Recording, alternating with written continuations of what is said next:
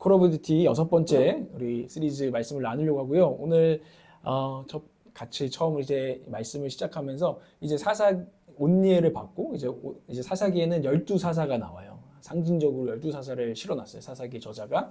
6명은 대사사라고 이야기가 되게 자세하게 나오는 사사가 있고, 오늘 삼갈처럼 그냥 한 줄짜리로 이렇게 지나가는 사사도 이제 보게 될 것입니다. 오늘은 특별히 에훗의 이야기를 주로 한번 살펴보도록 하겠습니다. 일단 이 말씀을 보기 전에 우리의 삶 가운데는 이제 예기치 못한 사건들이 많이 생깁니다. 예기치 못한, 내가 기대하지 않았던 일들이 우리 가운데 닥쳐왔을 때 우리는 당황하고 때로는 화가 나고 또 어려움을 느끼기도 하죠. 그죠? 제가 지금 집 리모델링을 하고 있는데 제가 이번 주에도 화가 난 일이 몇 번 있었어요. 근데 그 중에 하나는 싱크대 사건입니다. 싱크대 이제를 가스레인지를 걷어내고 인덕션을 심고 거기다가 이제 장을 맞췄는데, 와, 이 아저씨가 딱 맞춰 와놓고 이제 끝난 줄 알았더니 거기가 제 예상대로 우리가 그렸던 기대대로 한 게 아니라 인덕션이 이게 들어가서 이렇게 딱 붙어야 되잖아요. 이게 맞는데 이거를 튀어나오게 하신 거예요. 그것도 한 10cm 튀어나오게.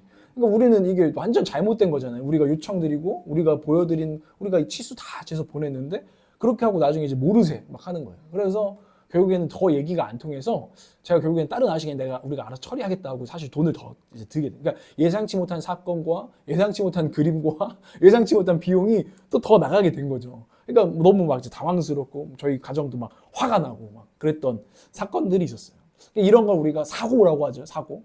예기치 못한 사건이, 기대치 않았던 사건이 우리 인생에 들어와서 막 스트레스 받아 막 이런 일들이 여러분 가운데 있을 거예요. 그죠? 막 사업도 하다 보면 막 우리가 전혀 기대치 않았던 일들이 일어난다는 거예요. 인생에는 종종 예기치 못한 사건들이 찾아와요. 그러다 보면 우리가 오늘 저 같은 경우는 그 싱크대 아저씨가 원망스럽기도 하겠지만 자연스럽게 내 인생에 왜 이런 일이 일어난 거야? 하늘이 원망스러운 게 이 사람의 마음인 것 같아요. 하늘도 참 무심하시지.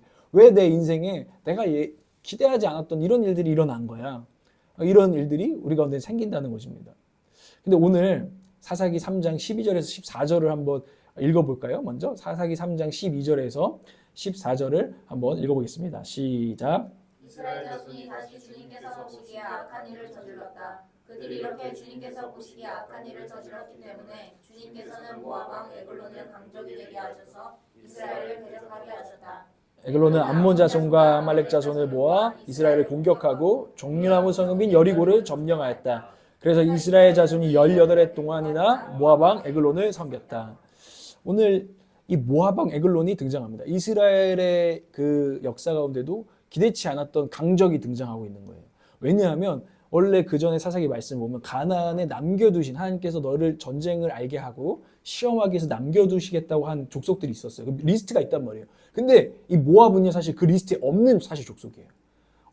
이건 원래 예상대로 하면 가나안 5족속이라고 하는 거기서 이렇게 딱 들어와야 되는데 전혀 예상치 못했던 모압 왕. 모압이라는 족속. 그래, 이런 말이 딱 되는 거죠. 왜 하필 모압이야? 이스라엘 입장에서는 이걸 이해하셔야 돼요. 왜 하필 모압이야? 우리가 고난을 당하는데 왜 하필 그놈이야? 이런 거죠, 인생에서. 일단은 모압은 남겨둔 그 가시, 올무, 그 강적들 리스트에 원래 없던 리스트고요. 그리고 먼 친척이에요, 사실. 롯의 자손이에요. 아브라함의 조카였던 롯의 자손에 모압이 있습니다. 그러니까 정말 네가 어떻게 나한테 그래? 이런 예기치 못한 사실은 지금 압박을 받게 되는 거예요. 동족이 우리를 핍박하는 사건이 이스라엘 가운데 가나안 족속이 아니라 이런 일이 또 일어난 거고, 가까운 사람이 더 무서워요, 어쩔 때는. 그렇죠? 그리고 이스라엘을 두려워했던, 마이크를 쓰지 말게요. 그죠? 마이크를 안 쓰겠습니다. 그냥 계속 신경 쓰는 것 같아서. 먼 친척이에요. 이게 먼 친척 족속인데 쳐들어와서 우리를 압제하죠. 그리고 모압은 이전에 이스라엘을 두려워했어요. 이스라엘 올 때 하나님의 군대가 온다고 모압이 막 벌벌 떨었던 동네가 모압인데, 얘네들이 어느 순간 커가지고 자식들이 와가지고 이스라엘을 지금 18년 동안이나 압제하고 있단 말입니다. 되게 전혀 예상치 못했던, 얘 옛날에 그런 놈이 아닌데 나를 이제 갑자기 나타나가지고 나를 깔보고 막 무시한 애가 돼서 나타났다 이거죠. 그리고 여리고 성을 뺏겼다고 나와 있어요. 종려나무 성읍을 뺏겼다고 하는데 여기가 여리고예요. 이 여리고는 이스라엘한테는 너무 중요해요. 첫 번째, 가나안 땅 첫 번째 들어와서 하나님을 의지해서 정복했던 땅인데 거기를 지금 또 빼앗기죠. 이스라엘이 와, 왜 또 하필 여리고야? 우리한테 너무나 중요한 땅인데. 이런 사건이 지금 일어났다는 거예요. 거기다가 성경은 지금 사사기 이 기자는 에글론을 보여주는데 에글론을 뭐라고 표현하냐면 개역 개정이 조금 더 확 와닿는 것 같아요. 비둔한 자. 우리를 압제하는 녀석이 되게 막 뒤뚱뒤뚱 뚱뚱한 친구였다라는 것을 그림으로 지금 사사기 저자는 우리에게 일부러 지금 보여주고 있어요.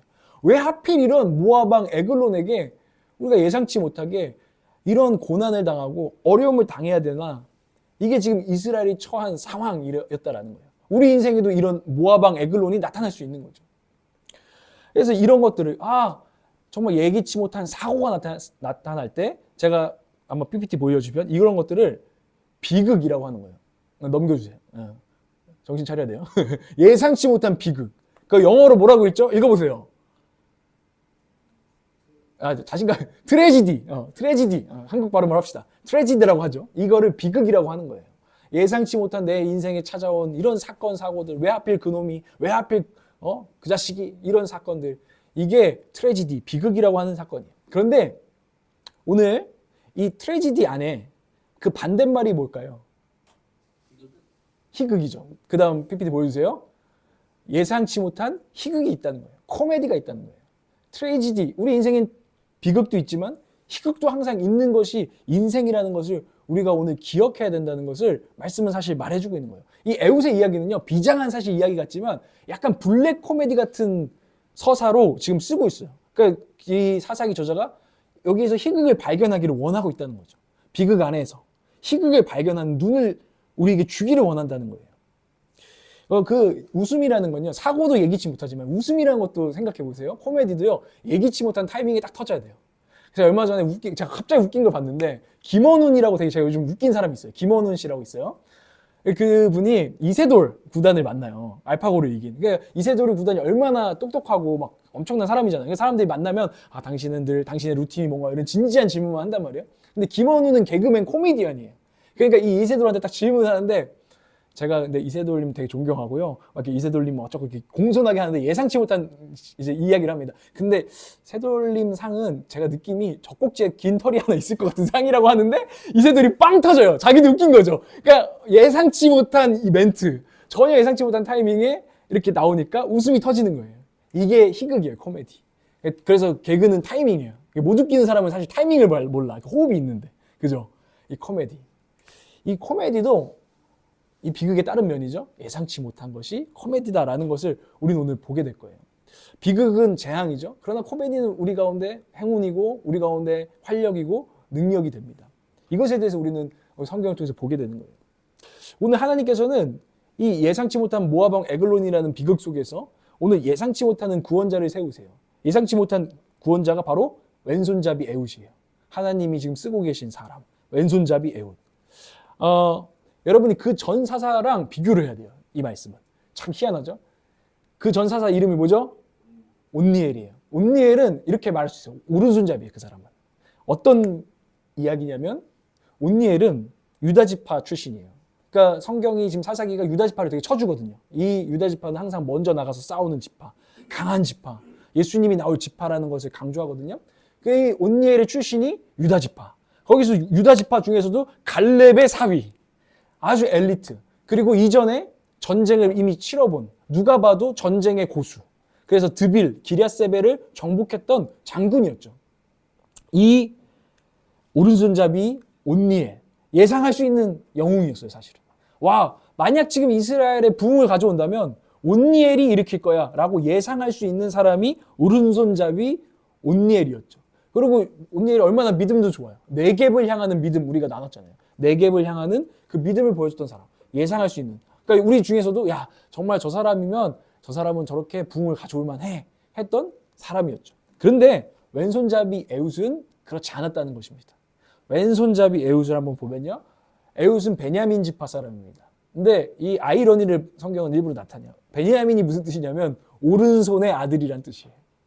오른손의 아들이라는 뜻인데, 그래서 성경에서는 오른손이 하나님의 오른손이 나를 보호하시고 하나님의 도우심이 임하고 하나님의 은혜가 있는 사람들을 오른편에 있는 사람들이라고 하는데, 그래서 베냐민도 그 축복 받으라고 오른손의 아들이라는 이름을 야곱이 부어준 거예요. 그런데 그 오른손의 아들 지파 출신인데 에웃은 뭐라고요, 별명이? 왼손잡이에요. 왼손잡이. 왜 이 온니엘은 유다 지파에서도 총망 맞는 사람이었고 에웃은 전혀 총망을 받지 못했던 사람이었다는 거예요. 그러니까 예상치 못한 인물이죠. 그리고 이 왼손잡이란 뜻은 원어로는 왼손을 왼손 여기 있네. 왼손을 쓰지 못하는 사람. 그러니까 사실 왼손에 핸디캡이 있는 장애가 있는 사람이라는 뜻이에요. 그래서 많은 주석학자들은 에웃이 아마 오른손에 어떤 소아마비라든지 이런 걸 겪으면서 장애를 가지고 있는 사람이었을 것으로 봐요. 근데 하나님께서 그를 택하여서 지금 쓰고 계시죠. 심지어 에웃은 장애가 있으니까 전혀 모압에게 위협이 되지 않았어요. 그러니까 이 공물을 바치는 왕 앞에까지 나올 수 있는 그 일을 장애인이니까 시키는 거예요. 만약에 암살이라도 할 수 있는 능력이 있는 온니엘 같은 사람, 막 눈이 살아있고 총기가 있는 사람이면 그런 사람을 모압 왕이 공물 바치라고 못 해줘. 그냥 위협이 안 되는 존재, 핸디캡 피플 이었던 사람이 바로 에웃이었다는 거예요. 근데 하나님께서는 이 에웃을 통해서 역사하고 계세요. 예기치 못한 비극 가운데 희극을 만들어내시는 분이 하나님이라는 것입니다. 에웃이 은혜가 되시기를 주님으로 축복합니다. 사사기 3장 31절 한번 보겠습니다. 사사기 3장 31절 한번 읽겠습니다. 시작. 에웃 다음에는 아나세 아들 삼갈이 사사가 되었다. 그는 소를 먹는 막대기만으로 블레셋 사람 600명을 쳐 죽여 이스라엘을 구하였다. 에웃에 이어서 삼갈도 나오는데 삼갈도 빼놓으면 섭섭하니까 잠깐 하면은 삼갈도 왼손잡이 같은 사람이에요. 아낫의 아들이라는 말은 뭐냐면요. 아낫은 아스타롯이에요. 우리 배웠죠. 바알과 아스타롯. 바알의 아내 여신이었던 아스타롯. 근데 그 아스타롯의 아들 삼갈. 그리고 삼갈은 언어적으로 히브리 사람 이름이 전혀 아니에요. 후르족이라는 후르족 이름을 가지고 있는 사람인데 이 사람이 이상하게 하나님의 사사가 돼요. 하나님이 또 예상치 못한 사람을 쓰고 있는 거예요. 히브리 우리가 막 우리 혈통과 이게 아니라 지금 하나님께서 그 사실은 가나안 족속에 가까운 그 사람을 또 하나님은 쓰시고 계시다는 거예요. 이게 예상치 못한 구원을 베풀고 계신 하나님의 역사하십니다. 라는 것을 성경은 보여준다는 것입니다. 그리고 오늘 이 예상치 못한 구원을 우리 가운데 주시는 하나님께서는 웃기는 전개를 이렇게 가지고 계세요. 하나님의 어떤 블랙 코미디가 오늘 여기서 펼쳐져요. 삼갈의 이야기도 블랙 코미디거든요. 바알의 아내 신을 지금 그 아들이라고 하는 거잖아요. 삼갈이 아낫의 아들. 그런데 그가 소모는 막대기로. 근데 바알의 신상이 뭔지 아세요? 소예요. 소모는 막대기로 오히려 그 아내가 마치 남편을 막 때리고 있는 이 그림을 지금 사사기는 전하길 원한다고요. 그 코미디죠. 웃기는 이야기. 그 승리를 굉장히 우스꽝스럽게 표현하고 있는 거예요. 그리고 에웃의 이야기는 좀 더 자세하게 이렇게 나오는데, 여러분 찰리 채플린 같은 이런 무성 영화, 흑백 영화들을 보면 막 이렇게 익살스러우면서 사실 사회를 풍자하고 해악을 가지고 오죠. 이제 그런 것들이 지금 이제 에웃의 이야기가 되고 있어요. 일단은 에글론이라는 왕의 이름이 뜻이 살찐 소예요. 그가 우리한테 뭘 많이 받아쳐먹어서 우리도 정치인 얘기할 때 저 돼지 자식들 막 이런 것처럼 어떤 닉네임 같은 거예요. 사실 에글론의 이름이 아니라 이 사사기 기자가 의도적으로 붙인 이름이죠. 살찐 소가 있어. 막 비둔하게 막 이렇게 무성명으로 치면 막 뒤뚱뒤뚱 거리는 막 그림들이 펼쳐지고 있는 거예요. 그리고 나서 이제 에웃이 저놈을 죽여야지 하고 한쪽은 왼손이 원래 오른손잡이면 이쪽에 칼을 차서 이렇게 뽑죠. 근데 이쪽에다가 몰래 칼을 차가지고 이제 자기가 암살을 해보겠다고 합니다. 그런데 막상 공물을 딱 들이고 나서는 뭔가 에웃이 또 겁쟁이라서 돌아가요. 바로 거기서 암살하지 않습니다. 돌아갔다가 우상 만드는 이 모압의 우상은 그모스라는 전쟁의 신입니다. 이 전쟁의 신 그모스의 돌을 뜨는 그 우상 앞에서 다시 뭔가 마음의 변화가 있어서 다시 돌아갑니다. 다시 돌아가가지고 왕이시여 제가 드릴 말씀이 있습니다. 하나님의 막 영광을 받고 드릴 말씀이 있습니다. 하니까 이 또 비둔한 에글론이 나한테 또 뭘 뇌물을 먹여주려나 보다. 이렇게 하면서 만나죠. 들어오라. 에웃은 전혀 위협이 되지 않으니까 신하들 다 물러가게 해요. 그럼 얼른 와봐. 너희들 다 물러가 있어라. 이렇게 해요. 그리고 나서 에웃이 찌르죠. 근데 이 찌르는 장면도 원어적으로 굉장히 우스꽝스러운 표현들을 썼어요. 우린 성경은 거룩하게 사실 표현하려고 거룩하게 막 뭔가 뭐 이런 거 같죠. 근데 이게 원어로는 똥이 나왔다. 화장실 유머예요, 사실은. 그러니까 찔렀더니 그 뚱땡이를 내가 찔렀더니 똥이 막 쏟아져 나왔다. 그래서 그걸 유머로 계속 풀어가요. 사실 블랙 코미디 같은 유머로. 그러니까 신하들이 이 똥 냄새가 나네. 왕이 용변을 보고 있나 보다. 이런 그림으로 지금 하는 거예요. 이 사사기의 의도가 뭔지 아시겠어요? 이 사사기 진짜 의도가? 그거를 보여줘요. 그러고 나서 에웃은 그 시간 동안 도망가서 그 아무도 에훗의 말을 듣지 않았을 거예요. 그는 오른손잡이가 아니었으니까. 명문가의 출신이 아니었으니까. 이스라엘에서 누가 봐도 기대했던 사람이 아니었으니까. 그러나 그가 이제 하나님께 쓰셨을 때, 예기치 못한 일을 저질렀을 때 그에게 하나님이 권세를 주셔서 나팔을 부니 많은 이들이 일어나서 용기를 얻고 모압과 함께 싸우자 해서 1만 명을 쳐 죽이는 이 이야기, 이 전개, 하나님이 아주 희극을 만들어내고 희망을 만들어내시는 하나님의 코미디라는 것입니다. 여러분, 우리가 오늘 이 이야기를 통해서 보는 것은 하나님은 예측할 수 없는 분이시다라는 것입니다. 하나님은 예상할 수 없는 기상천외한 하나님이다라는 것을 꼭 기억하시기 바랍니다. 그분은 그리고 기상천외하고 기상천외한 코미디를 가지고 계신 분이라는 것을 우리 인생 가운데 기억하시길 바랍니다. 우리가 어떤 하나님을 믿느냐가 참 중요한데 제가 이 한 주간 이 코미디 하시는 하나님을 보면서 얼마나 소망이 되고 뭐 이상한 일들이 일어나지만 비극이 일어나지만 제 안에 힘이 되더라고요. 우리 하나님은 이 가운데서도 코미디를 만들어내셔. 희극을 만들어내실 수 있는 분이야. 저와 여러분 이 하나님을 믿으시기를 바랍니다. 제가 그래서 이 말을 써왔어요. 그 다음 PPT를 보여주시면 한번 읽어볼까요? 시작. 비극 같은 일들 속에도 희극을 이루시는 하나님을 인정할 때 우리는 웃을 수 있다. 아멘.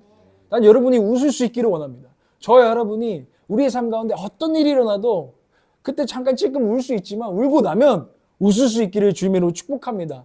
왜냐하면 비극 같은 일들 속에서도 희극을 이루시는 하나님이 저와 여러분의 하나님이시기 때문입니다. 저는 여러분이 웃기를 원해요. 그냥 신앙생활은 심각한 게 아니에요. 그냥 진지한 게 아니에요. 웃을 수 있어야 돼요. 그게 진짜 영적으로 깊은 사람이라는 것을 제가 많이 느끼게 된다는 거예요. 최고의 설교였던 스펄전은 정말 엄청난 우울증을 앓았어요. 그래서 그는 우울증에 대해서 알아봤기 때문에 이렇게 글을 남겼어요. 검은 개가 나를 쫓아온다. 검은 개가 쫓아와서 나를 붙잡는 날에는 난 하루 종일 아무것도 할 수가 없다. 근데 그는 엄청난 열정적인 설교였어요. 단에 서면 엄청난 능력과 유쾌함을 가지고 있는 설교자였습니다. 그러나 그가 믿음 안에서 그것들을 계속 이겨내면서 할 때 그 사람을 개인적으로 알고 있던 스펄전을 개인적으로 알고 있던 친구들이 이렇게 말해요. 그와 얘기할 때면 이상하게 난 유쾌해졌고 그와 얘기할 때면 웃음이 났고 그와 얘기한 것만큼 내가 많이 웃었던 적은 없다. 그는 진지한 설교자였지만 그를 만날 때 우리는 뭔가 알 수 없는 웃음으로 가득 차게 되었다. 이게 스펄전이라는 사람, 슬픔을 알지만 그 가운데 희극을 아는 사람. 우리가 지난번에 그런 얘기 했잖아요. 요한계시록 봤는데 좀 우리가 감동이 안 돼. 왜? 너무 비극만, 너무 울기만 해. 그때 우리가 감동이 안 된다 했잖아요. 이 희극과 비극을 다 가지고 있는 영성 있는 사람들, 저와 여러분 되시기를 바랍니다. 우리 하나님 때문에. 제가 이번 주에 하나님이 얼마나 기상천외한 분인가를 묵상하다 보니까 이런 일들이 있었어요. 제가 아까 예상치 못한 비극, 분노 유발을 당했잖아요. 근데 그날에 하나님께서 참 또 희한한 일. 제가 그날 마음 힘들었는데 그래서 어떤 권사님이 저를 부르신 거예요. 갑자기 연락이 오셔가지고 병상에 누워있는. 그래서 움직일 수가 없는데 이제 저가 좀 보고 싶다. 한번 보고 싶다 해서 저도 그러면 시간을 내야겠다 해서 이제 날짜를 잡았는데 그날 이제 그 전에 막 이제 일들이 좀 많았어요. 그래서 오늘 못 가겠습니다까지 얘기를 했어요. 일을 좀 더 처리하고 가야 돼. 근데 그래도 어떻게 일을 마무리하고 가게 됐어요. 가게에서 이제 뭐 여러 가지 이야기를 나누고서 권사님이 내가 줄 건 없고 그 봉투를 이렇게 준 게 아니라 약을 줬어요. 약봉투를. 그러니까 상비약 여러 가지 있잖아요. 그러니까 나는 사랑으로 받았어요. 뭐 감기약, 뭐 설사약. 그래서 내가 아직도 어린애로 보이시니까 아프지 말라고 언제나 이렇게 꺼내보라고 주셨구나 하고 갔는데 전화가 오신 거예요. 집에 가서 딱 도착했니? 이러면서 그 약봉투 좀 보라는 거예요. 거기 보니까 봉투를 넣는 거예요. 근데 제가 예상치 않은 지출이 있었는데 정말 그것과 정말 비슷한 금액이 들어있는 거예요. 제가 어떤 생각이 드냐면 하나님이 어떻게 하는지를 제가 보여주시는 느낌을 받는 거죠. 인생에 이런 예상치 못한 화나는 일도 있지만 예상치 못한 은혜도 참 크단다. 그래서 사실 제가 해야 될 것보다 더 큰 금액이었어요. 그래서 제가 참 웃음이 났어요. 하나님 나에게 무슨 메시지를 하고 계신가? 하나님은 기상천외한 분이다. 하나님 내 삶에 희극을 만드시는 분이다. 저는 확신했습니다. 아멘이십니까? 이런 일들이 너무 많은 것 같아요. 찬양 인도자 지호도 저희 기도했거든요. 근데 제가 예상한 사실 찬양 인도자가 있었어요. 서울예대 출신에 잘생기고 굉장히 이런 친구가 있었어 사실은. 근데 하나님께서 기도를 했는데 그 친구는 떠나가게 하셨어. 그 친구 올 것처럼 하다가 안 오게 하셨는데 지호가 왔어요. 근데 지호의 존재 자체가 코미디인 것 같아. 내가 묵상을 해보니까 하나님이 내가 예상했던 그림은 아니지만 지호라는 내가 전혀 예상하지 못했던, 그리고 이제 먼저 소식을 들었을 때는 어떤 애일까 늘 궁금했던 이 친구가 하나님이 오게 하신 게 참 신기한 인연이고 하나님의 일하심은 놀랍다. 희극이다. 아멘이십니까? 아, 그래요. 제가 또 이번 주에 기도했는데 목회자 부부 된 사람을 만날 것 같아요. 근데 이것도 우리의 방식대로 응답을 안 했다니까요. 제가 하나님 이번 연도에 제가 목회를 같이 고민하고 같이 얘기할 목회자 좀 부부가 있었으면 너무 좋겠습니다. 뭐 이런 얘기를 했단 말이죠. 근데 모임도 만들려 보려고 내가 막 그린 사람들이 있었어요. 또 다 실패했어요. 결이 안 맞아. 다 실패했는데 하나님과 어느 날 원래 친하게 지내던 부부가 어떤 목회에 대한 소명을 받게 되는 이 응답을 제가 받으면서 하나님은 진짜 내가 생각한 거랑 전혀 다른 기상천외하게 또 응답을 하고 계신다. 또 그 부부를 통해서 또 이야기를 들었는데 제가 가르쳤던 학생 중에 틱이 있는 친구가 있었어요. 그래서 예배 시간마다 계속 이러는 거예요. 계속 욕을 해요. 아니면은 그 성적인 용어를 계속해요. 그러니까 안 하고 싶은데 자기는 계속 하게 된대요. 우리도 처음에 의심했어. 아는 것 같은데 했는데 진짜인 것 같아. 계속 그런 거죠. 근데 선생님 저는 그걸 멈출 수가 없어요. 우리가 그러니까 교회는 계속 기도했죠. 하나님 이 아이의 이 병을, 왜냐하면은 더 이제 성인이 되면 고치기가 더 힘들어져서 최대한 많이 회복을 해놔야 이 증상이 가라앉는다 해서 우리가 항상 기도했던 친구가 있었어요. 근데 이 친구가 이번에 이제 그 부부가 이 친구에서 또 기도를 하고 있는데, 수련회 가서 기도를 하는데 얘가 또 막 씨발 하는 거예요. 그러니까 그 수천 명 있는 데에서 계속 하니까 거기 이제 운영진한테도 얘가 이런 애니까 좀 이해해 주세요. 막 이렇게 한 거예요. 근데 기도하는데 얘를 고쳐달라고 기도한 거죠. 이 말이 안 나오고 틱이 완전히 사라지기를. 근데 이분이 기도하는데 하나님 마음을 주시는데 그 욕이나 그런 성적인 언어를 영광스러운 말로 바꾸면 얼마나 좋을까? 예를 들면은 아멘이라든지 아니면은 그 틱으로 나오는 그 단어가 하나님이라든지. 그래서 기도를 한 거예요, 이분들이. 기도하고 얘한테 안수 기도를 해주고 막 열심히 기도해 준 거죠. 근데 얘가 그러고 나니까 진짜로 갑자기 예배 시간에 하나님! 이렇게 하기 시작한 거예요. 효과가 있었다. 그러면서 이제 그분들이 그 얘기를 하는데, 그 또한 하나님께서 우리의 생각과는 다르지만 하나님은 놀랍도록 기상천외하게 역사하시고 응답하신다는 것을 제가 확신했습니다. 여러분 이것을 믿으시기 바랍니다. 이 하나님을 신뢰하는 것. 그래서 웃으시길 바랍니다. 근데 문제는 뭐예요? 신앙생활 하는 많은 사람들 중에 웃지 못하는 인간들이 너무 많다는 거예요. 웃지 못하고 항상 시리어스하고 막 엄근진이라고 해야 되나? 엄근진한 너무 신앙인들이 많다는 거예요. 너무나 바리새인 같은 우리의 모습이 너무 많다. 웃지 못하는 사람들. 얼마나 안타깝습니까? 하나님을 믿으면서도 웃음을 잃어버린 사람들이 너무 많다는 거죠. 이런 사람들은 사실 이 예상치 못한 하나님을 받아들이지 못하고 있다는 것을 보게 돼요. 내 예상대로 돼야 되는데, 내가 원하는 대로 변해야 되는데 왜 하나님 안 됩니까? 이런 거죠. 그래서 사실 하나님께 우리는 약속을 강청할 수 있어요. 하나님 저를 구원하기로 하셨고 저를 돌보시기로 하셨으니 하나님 나를 돌봐주십시오. 우리는 약속을 붙들고 하나님께 강청할 수 있습니다. 믿으십니까? 그러나 하나님의 기상천외한 방법까지 이렇게 하셔야 됩니다. 이 타이밍에 하셔야 됩니다. 우리는 그렇게 요구할 수 없습니다. 그분은 하나님이십니다. 그 하나님을 인정하지 못할 때 웃음이 사라지는 거예요. 신앙생활을 하면서도. 인정하지 못하니까. 내 방식, 내 타이밍대로 돼야 한다고 여러분 생각하지 마십시오. 오히려 하나님을 기대해야 된다는 것입니다. 기대하지 못하니까 웃음을 잃어버려요. 그래서 가짜, 성숙하지 못한 어른이 되는 거죠. 어른은 웃을 수 있어야 어른이에요. 이런 일도 겪고 이런 일이 다가와도 웃을 수 있는 게 사실 어른인데, 이런 사람들은 이런 어른이 되는 거죠. 지금 웃음이 나와? 지금 웃을 때야? 근데 성경이 말하는 어른은 그렇지 않아요. 하나님을 기대하는 그 믿음과 소망 때문에 일어난 일들을 받아들이고 울고 웃을 수 있는 존재가 영적으로 성숙한 어른입니다. 주님이 바라시는 거죠. 그래서 우리가 커야 돼요. 우리가 성장해야 되는데, 지브로라는 영화를 옛날에 아시나요? 유승우가 옛날 어린애로 나오잖아요. 할머니 집에 왔는데 얘가 할머니한테 요구를 해요. 켄터키 프라이드 치킨 사달라고. 할머니인데 뭔 소리인지 몰라. 그리고 닭을 사달라고. 그러고서는 장에 나가가지고 큰 닭을 하나 잡아와서 백숙을 만들어줘요. 얘가 이건 아니라고 막 해요. 켄터키 프라이드 치킨 내놓으라고 하는데 얘가 배고프니까 밤에 나가서 이제 백숙 맛을 보게 됩니다. 그러고선 이제 완전 다 발굴해서 완전 먹어버리죠. 그러고 나서 이제 백숙의 매니아가 되는 그런 모습이 있어요. 이게 우리가 믿음이 커가는 모습과 비슷해요. 하나님 이렇게 해줘야 되고 켄터키 후라이드 치킨 저한테 주셔야겠습니다. 근데 하나님 그렇게 응답 안 하시고 난 몸에 좋은 닭백숙을 너한테 줄 거란다. 누룽지까지 끓여가지고 우리는 받아들이지 않아요. 근데 받아들여서 먹어보면 와 내가 기대했던 것보다 하나님이 주신 것이 훨씬 더 값지고 훨씬 더 의미 있고 훨씬 더 이런 맛도 있었구나를 느껴가는 거. 그래서 이제는 켄터키 후라이드 치킨이 안 나타나도 화내지 않고 짜증내지 않고 하나님께 원망하지 아니하고 이제는 그 상황을 받아들일 수 있는 거. 여러분 믿음이 성장하시길 바랍니다. 이게 우리의 믿음의 입맛이 커가는 거죠. 제가 주석에서 너무 좋은 글이 있어서 하였는데 한번 여러분의 목소리를 읽어보도록 하겠습니다. 3장짜리 PPT인데 좀 길지만 한번 읽어볼게요. 시작.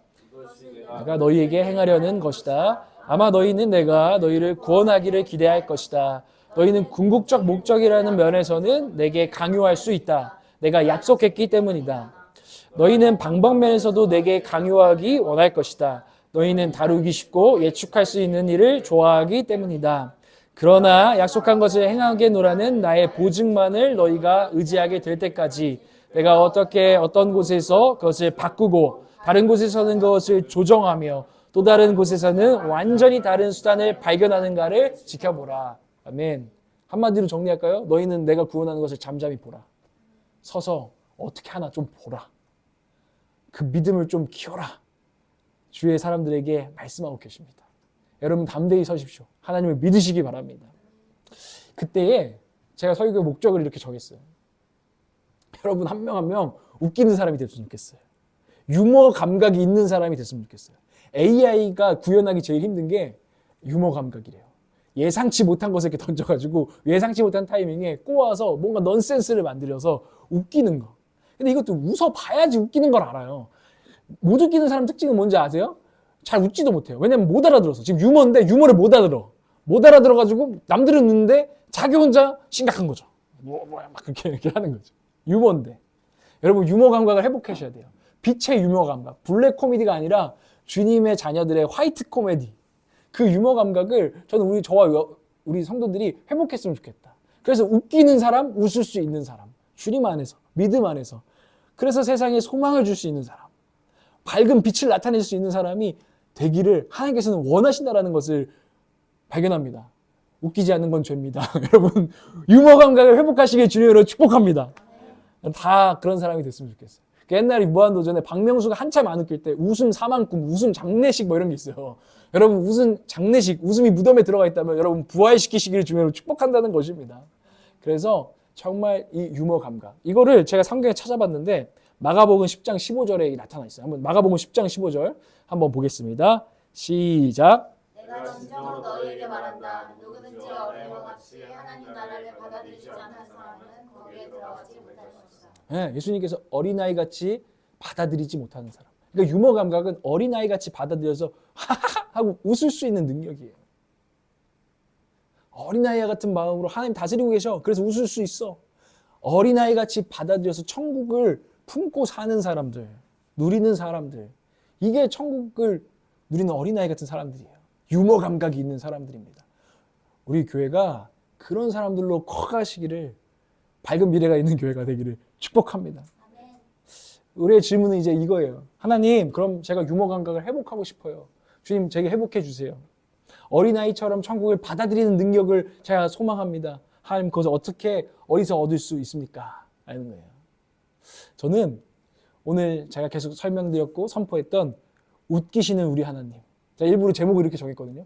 웃기시는 우리 하나님을 저와 여러분이 만나야 한다고 생각합니다.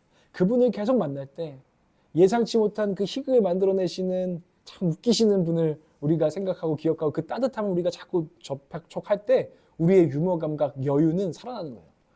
유머 감각 있는 사람은 참 여유가 있어요. 그래서 멋이 있어요. 여러분 그런 사람 되시려면 우리 웃기시는 세상에서 제일 웃기신 분이 사실 하나님이실 거 아니에요. 이 웃음을 만드시고 기쁨을 만드신 그 하나님 아버지를 더 깊이 만나시기를 바라요. 그리고 우리 그리스도를 만나시길 바라요. 하나님이 엄근진하신 분이라고 오해하면 안 돼요. 하나님은 유머 감각이 있으신 분이라는 거예요. 저도 이전에 제가 하나님 훈련을 받고 하나님에 대해서 엄근진한 분이라고 믿게 됐어요. 하나님의 상이 생긴 거죠. 그때 저는 거의 엘리야 박이었습니다. 불을 내릴 거야 이러면서 늘 눈도 엄마가 야 하랑아 사람을 그렇게 좀 쳐다보지 마라 할 정도로 너는 왜 이렇게 사람을 이렇게 꿰뚫듯이 막 쳐다보니 해서 막 너 눈 좀 풀어라 눈 풀어라 이런 얘기하면 엄마 막 이렇게 막 나는 예수님처럼 불꽃 같은 눈동자로 쳐다볼 거야 막 하면서 설교도 하고 그래서 그때 저를 아는 사람들은 제가 굉장한 열정 너무나 뜨거운 사람 그래서 좀 때로는 거부감 있는 사람으로 기억하시는 분도 있어요. 왜냐하면 제가 엘리야 박이었기 때문에요. 하나님은 불꽃 같은 눈동자로 보시는 분이고 하나님은 진지한 분이고 하나님은 근엄한 분이고 하나님은 거룩한 분이고 제가 제 나름대로 나도 하나님처럼 하나님이 거룩하니 나도 거룩할 거야 뭐 이런 마음을 가졌던 거죠. 그러나 하나님을 더 깊이 알아갈 때 제 오해가 풀어질 때 저의 모습도 바뀌어가는 거예요. 진짜 거룩하신 하나님을 베일을 벗기고 보니 하나님은 유머 감각이 있으신 분이라는 걸 깨달을 때 오해가 풀어질 때 저도 그 하나님을 닮아가는 거죠. 하나님께서 예수 그리스도는 그 증거예요. 가장 예상치 못한 구원이거든요. 사람들은 다 군사적인 메시아가 와서 막 세상을 막 쓸어버리고 로마를 쓸어버리고 막 불의한 놈들 막 잡아 패고 이런 게 메시아라고 예상하고 있었는데 하나님은 구원받는 고난받는 종을 보내셔서 전혀 예상치 못한 방식으로 구원을 이루셨어요. 그 구원의 방식이 우리를 감동케 하고 웃음 짓게 하고 눈물 나게 하는 십자가입니다. 이 복음이 바로 예상치 못한 기쁨입니다. 우리는 전혀 상상할 수 없었던 기상천외한 하나님의 방식입니다. 이 아름다움이 우리 가운데 있어야 한다는 것입니다. 이것이 우리의 능력이 될 때 우리가 진짜 유머 감각이 있는 사람이 된다는 우리 허를 찌르는 하나님의 유머 감각을 배우게 되는 것입니다. 그리고 예수 그리스도를 묵상해 보십시오. 예수님은요, 우리 안에 계신 예수님은요, 유머리스트예요. 정말로. 예수님의 설교를 분석한 사람들은 예수님이 얼마나 허를 찌르는 이야기를 많이 하셨는지, 그래서 회중들을 웃기기도 하고 즐겁게도 하셨는지를 얘기를 해요. 마가복음 12장 37절 말씀을 한번 보겠습니다. 마가복음 12장 37절 보겠습니다. 시작. 다윗 스스로가 그를 주라고 불렀는데 어떻게 그가 다윗의 자손이 되겠느냐. 우리가 예수의 말씀을 기쁘게 들었다. 네, 많은 무리가 예수의 말씀을 기쁘게 들었다. 즐겁게 들었다. 웃으며 들었다. 이런 표현이에요. 예수님이 설교하실 때 많은 사람들은 웃었어요. 미소 지었어요. 그분의 유머가 진리를 나타내는 빛의 유머가 사람들에게 들어왔거든요. 그래서 예수님이 막 목소리가 마치 다윗 스스로가 난 경건한 목 잘 못 내겠는데 막 그렇게 말할 거라 생각하면 안 돼요. 예수님이 이 대중들을 상대로 시장의 언어를 쓰면서 사람들에게 어떻게 설교하셨을지를 그려보면 막 우리가 그 가피풀 어플 같은 데서 막 갑자기 에코 막 들어가는 이런 목소리가 아니라는 것을 우리는 알아야 돼요. 진짜 예수를 만나야 돼요. 그 예수님께서는 정말 빛을 비추는 유머를 하실 수 있는 분이셨거든요. 그래서 그분이 이 설교할 때에는 그 유머 감각이 있어서 해학이라고 해요. 해학이란 말 아니에요. 해학적이다. 해학이란 말이 한자어로는 해가 화합할 해예요. 하나 되게 하는 해. 그리고 학은 희롱할 희롱이에요. 이 해학이라는 건 좋은 말이거든요. 그 희롱이 나쁜 희롱이 아니에요. 우리가 다 같이 웃음이 터지면서 하나 되는 것들을 창조하는 유머.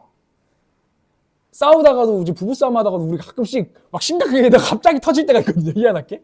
그럼 모든 게 막 무너져 버려요. 연결이 돼요. 우리 둘이 사람이. 그런 유머예요. 하나님 나라를 가져오는 유머. 그리고 이 유머는 진리를 아까도 드러낸다 했잖아요. 예수님이 사실 어떻게 보면 비꼬는 거예요.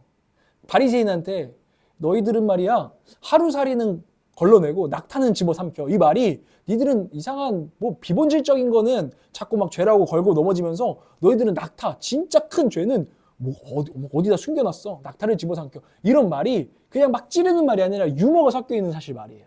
그러면서 예수님은 사실 바리새인들이 회개하길 바라는 거죠. 그냥 막 찔러서 회개시키는 게 아니라 이 말을 어떻게 유머를 섞어서 따뜻한 그 빛을 비추면서 돌아오라는 거예요. 깨닫고. 왜냐하면은 사람은 웃을 때 회개할 수 있어요. 내가 맞아 웃긴 놈이야. 이렇게 인정이 될 때 진짜 회개하더라고요. 막 그냥 찔려가지고 막 이렇게 되면 사람은 회개하지 않아요. 그럼에도 불구하고 예수님의 유머에도 회개하지 않는 놈들도 있었습니다. 시간이 더 필요했겠죠. 주님의 유머는 마음을 열어 깨닫게 하는 유머였어요. 그래서 빛이에요. 예수님의 풍자와 위트가 여러분 가운데 느껴지시길 바라요. 이 예수님을 느끼고 이 예수님과 교제할 때 우리의 유머 감각이 또한 살아날 줄 믿습니다. 여러분, 저와 여러분이 하나님 안에서, 주님 안에서 같이 웃고 깨닫고 마음을 열게 되기를 소원합니다. 이게 하나님 우리 가운데 어리석은 우리를, 마음이 굳게 닫힌 우리를 이끌어 가는 방식인 줄 믿습니다. 근데 그럼에도 불구하고 이 예기치 못한 예수님의 유머와 하나님의 방식을 이해하지 못하고 인정하지 못했던 바리새인과 서기관들은 예수님을 잡아 죽였습니다. 예수님을 십자가에 달았습니다. 내가 생각하는 하나님은 엄근지근한 하나님인데 예수님이란 사람이 시장의 언어를 쓰면서 창녀들과 세리들 사이에서 설교를 하면서 저렇게 가볍게 설교를 해? 마음에 들지 않아. 저게 무슨 메시아야? 잡아 죽였습니다. 우리에게도 적용될 수 있습니다. 여러분이 생각하는 하나님이 어떤 분인지 오해하지 않고 여러분 진짜 주님을 만나시기 바랍니다. 오해할 때 여러분은 하나님을 위한다 하면서도 하나님의 아들을 죽인 사람들처럼 신앙생활을 할 수 있다는 것입니다. 그런 비극으로 끝나는 우리가 아니 되기를 주님으로 축복합니다. 그래서 막 여러분 가운데도 그 웃음 사냥꾼 안 생겼으면 좋겠어요. 웃음 사냥꾼이 웃긴 사람 말고 내가 배우니까 지금 웃음이 나와 하면서 막 자꾸 사람이 웃고 있는데 웃지 못하게 하는 그런 사람들.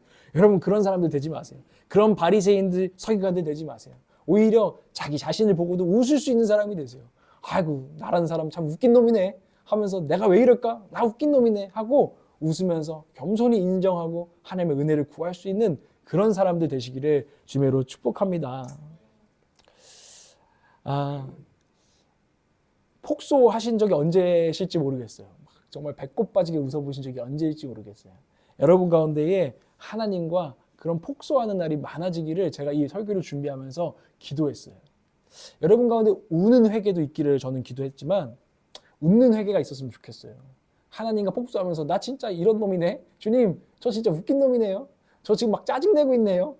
그냥 인정하고 저 진짜 바보 같네요. 하고 폭소할 때 오는 웃는 회개, 그리스도 안에 있는 사람들의 것입니다. 그것을 여러분들이 깨닫게 됐으면 좋겠어요. 제가 청년들을 만나면서 너무 진지한 애들이 많아요. 그래서 막 이게 되는 친구들이 있어요. 기도하는 것은 주님의 진리의 영이 우리를 자유케 하기를 우리가 기도해야 되는 것입니다. 오늘 말씀을 마지막으로 적용하고 마무리하려고 합니다.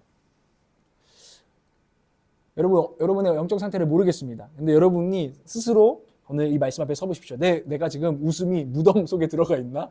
내 유머 감각이 지금 완전히 무덤에 있나? 아니면은 부활하신 주님과 함께 기쁨이, 유머 감각이 다시 부활했는가? 여러분 선포합니다. 유머 감각이 부활할지어다. 맨날 엄근직 막 그렇게 손가락질하면서 계속 심각한 신앙생활이 아니라 여러분의 주님이 원하시는 유머 감각이 부활하시길 원합니다. 웃기시는 우리 아버지 하나님처럼 그런 자녀들답게 사시길 바랍니다. 비극 가운데서도 트래지디 가운데서도 희극 코미디를 이루실 하나님을 오늘도 신뢰하시기를 바랍니다. 지금 웃음이 나와? 이렇게 심각하게 묻는 친구한테 야 그래 그래도 우리 함께 웃자라고 말할 수 있는 어른이 되시기를 주님으로 축복합니다. 여러분 또한 기억하십시오. 오른손잡이 온니엘 모범생도 하나님은 쓰십니다. 또 그런 애들은 안 쓰실 거야. 이런 이상한 착각하시면 안 돼요. 그런 사람도 쓰시고 왼손잡이, 아웃사이더, 에웃도 희망이 되게 하시는 하나님을 믿으십시오.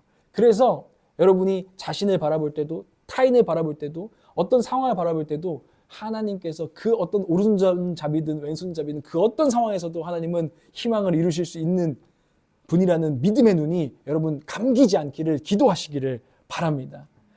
그래서 무엇을 마주하더라도 그 어떤 진짜 꼴 보기 싫은 나를 또 마주하고 저 변하지 않을 것 같은 또 누군가를 마주할 때에도 절대로 절망하지 마시길 바랍니다. 하나님의 상상 초월하시는 변화와 놀라운 사용하심과 회복을 우리는 잃지 않을 수 있습니다. 그래서 그때에도 우리는 웃을 수 있습니다. 안호성 목사님이란 분이 계세요. 되게 유쾌한 목사님이에요. 부흥사인데 그분의 시그니처 설교 제목이 참 재밌어요.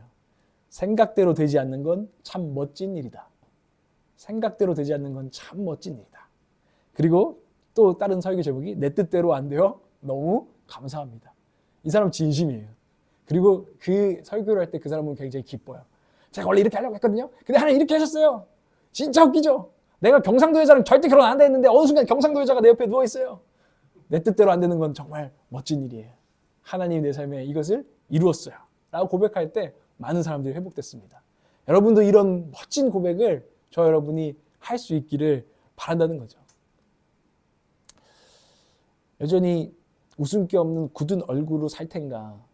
우리는 자기에게 질문해야 돼요. 제가 한 가지 더 간증? 이제 제가 본분을 이제 허락을 받고 이야기를 하겠다 했는데, 제가 이번에 침례교 연합수련회를 가서 이제 찬양 인도를 하면서 만난 분이 있어요.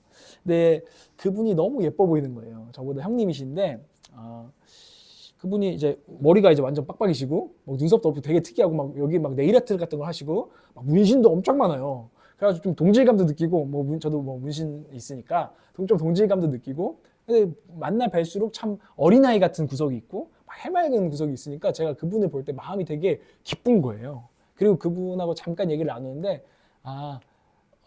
인생에서 참 중요한 게 유머인 것 같다는 얘기를 하셨어요. 인생을 살아가면서 재밌게 사는 게 참 중요한 것 같아요.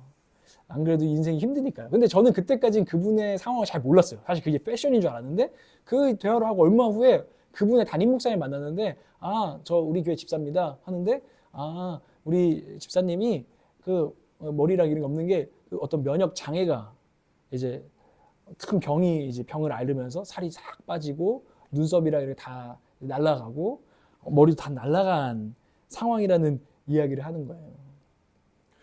근데 저희는 몰랐어요. 정말 패션인 줄 알았어요. 멋있는 거예요, 그게. 전혀 그게 아픈 사람이나 인생의 그림자를 겪는 사람이라고 못 느낄 정도로 그분이 너무 멋있는 사람이라는 느낌만 저는 받았으니까 그 얘기를 듣고 나서 더 멋있는 거예요. 그리고 그 말이 뭔지 알겠더라고요. 인생에서 즐겁게, 이 인생을 즐거워하는 것이 정말 하나님 막 무릎을 꿇고 어린아이처럼 기도하는데 그냥 그게 인생의 철학, 그냥 즐겁게 살자, 막 인생을 즐겨라 이게 아니라 하나님 안에서 즐거워하는 것이 얼마나 큰 능력인지를 지금 경험하고 있는 한 존재를 제가 만나고 빛나는 사람을 만났다는 생각을 이제 하게 된 거죠. 어제 우리 아내랑 저녁에 울지마 톤지라고 이태석 신부님의 얘기를 보는데 그 신부님도 얼굴이 너무 밝은 게 우리한테 너무 감동이 되는 거예요. 아프리카의 정말 지옥 같은 곳을 살고 하는데 미소를 잃지 않아요. 그 이빨 건치가 다 드러나는 그리고 그도 나중에 대장암으로 암투병을 하는데 머리가 다 날아갔는데 그 웃음만은 절대 잃지 않는 그 믿음의 선배들을 제가 보면서 많은 것들을 생각하게 됐어요. 저 자신에게도 질문하게 돼요. 너는 웃음기 없는 굳은 얼굴로 하나님을 따를 텐가? 아니면은 하나님을 즐거워하며 따를 텐가? 하나님은 우리를 사랑하십니다. 하나님께서는 우리와 한바탕 웃기를 원하십니다. 때로는 눈물 나는 삶의 여정과 비극 같은 삶의 여정들 가운데서도 믿음과 소망으로 우리가 함께 웃으며 눈물 날 정도로 웃으며 살아가기를 주님께서 원하신다는 것을 기억하십시오. 그리고 웃기신 우리 하나님 아버지 안에서 빛의 유머 감각을 품고 여러분도 빛나는 존재로 살아가시길 아버지께서 원하십니다. 우리 시간에 기도하겠습니다.